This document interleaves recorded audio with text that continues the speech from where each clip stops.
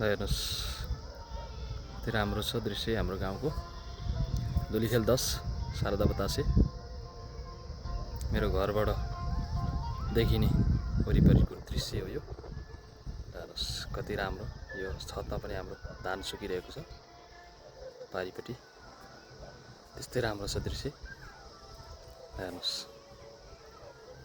कति राम्रो छ वरिपरिको दृश्य। हेर्नुहोस् ल, आहा, घरबाट देखिने दृश्य हो यो। हेर्नुहोस्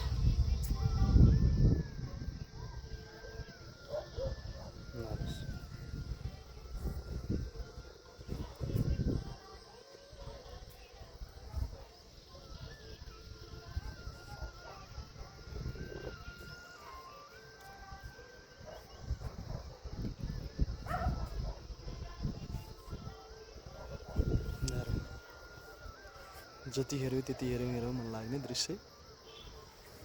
हेर्नुहोस्।